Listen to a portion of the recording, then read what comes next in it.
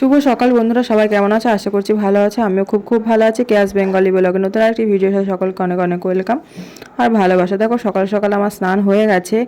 তো এবার আমি আমার সব কাজবাজ কমপ্লিট।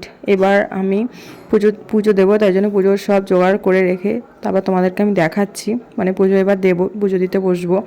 আজকে একটা খুব ভালো দিন, শুভ দিন। তো শুভ দিনে প্রথম কাজটা আমার পুজো দিয়েই শুরু হলো। তা পুজো দিয়েই তারপর আমি বাইরের কাজ করতে যাবো। বাইরের বলতে আজকে ফার্স্ট যে মঙ্গলবার ছিল পড়েছিল বিপত্তারিণী পুজো, আর পরে আর একবার পড়েছিল শনিবার পড়েছিল বিপত্তারিণী পুজো। তো মঙ্গলবারটা আমার জানতামই না যে সেদিন বিপত্তারিণী পুজো, সবাই দিচ্ছে তারপরে আমি জানতে পেরেছি যে বিপত্তারিণী পুজো সেদিন। তো ঠিক আছে, সেদিন দিতে পারিনি। পরে আর একবার শনিবার পড়েছিল, সেই শনিবার দিনটা আমি বিপত্তারিণী পুজোটা দিয়েছি। তো তোমরা ভাবতে পারো সে বিপত্তারিণী পুজো কবেই চলে গেছে, তুমি এখন ভিডিও পোস্ট করছো।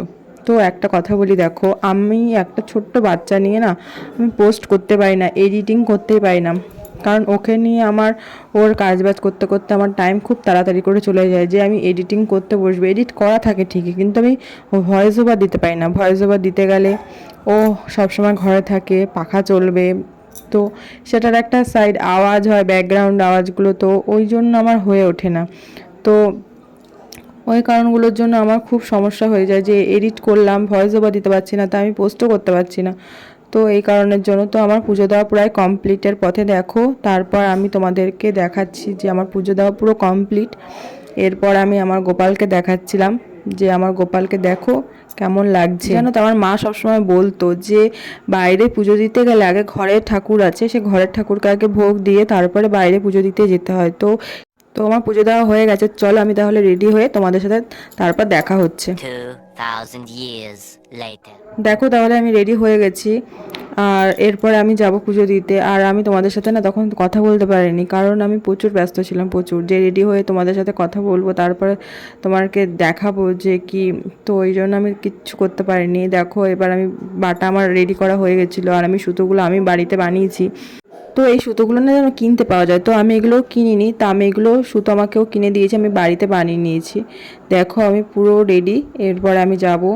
তারপরে দেখো প্রচুর ব্যস্ত ছিলাম। দেখো আমি ওখানে অঞ্জলি দিয়েছিলাম, সব করেছিলাম, কিন্তু আমার বরমশাই কিচ্ছু ভিডিও করেনি। তারপর আমি বলার পর টুক করে একটুখানি করেছে, তাও ঠিক মতন করে দেয়নি। যাই হোক, এই তোমরা একটু মানিয়ে নিও।